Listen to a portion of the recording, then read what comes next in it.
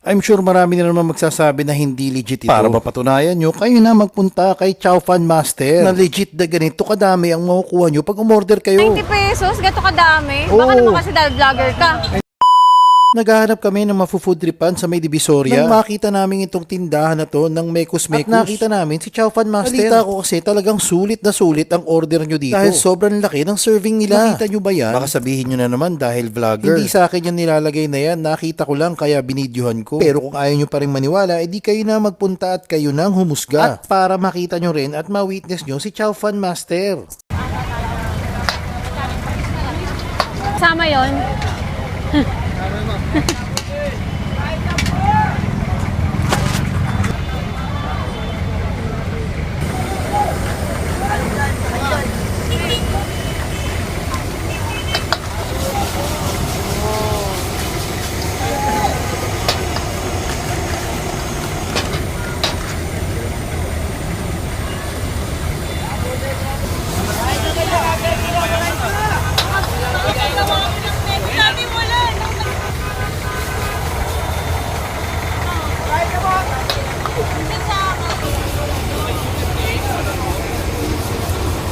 Boss, ang dami nito ah.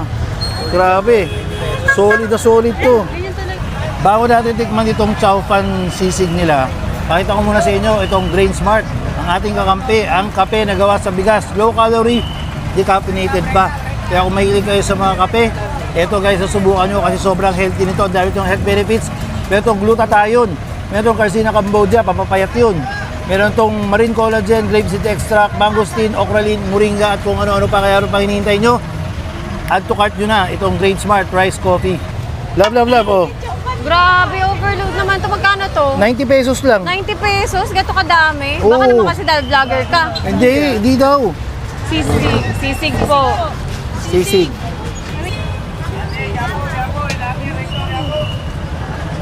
Mainit-init pala ba?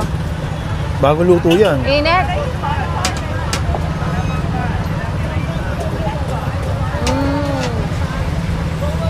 Mm.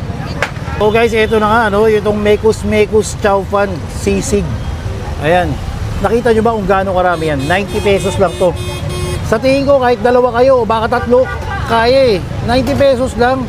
Napakamura. Nakita nyo naman yung performance ni Kuya kanina. Ang lupit, di ba? Ito guys, matatagpuan nyo lang sa kalsada ng Juan Luna Recto. Sa may Binondo side. Sa tabi lang ng KP Tower. Yun o, may makikita kayo doon. Guys, sobrang sulat nito. Magbubukas sila 5:30.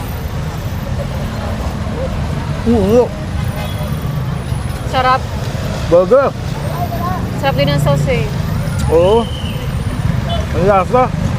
Masarap din yung kanin nila. Oo nga, yung chow pan nila masarap din. Sobrang sulit ito kung naghanap kayong food trip dito sa Divisoria. 25:30.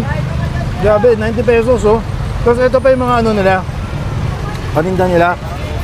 May butter chicken din, ditong kawali, buffalo chicken, Hungarian, somay. May boneless fried chicken din sila. Sobrang solid guys. Panalo. Balutong-lutong pa oh. Crispy pa yung sisig nila. Solid.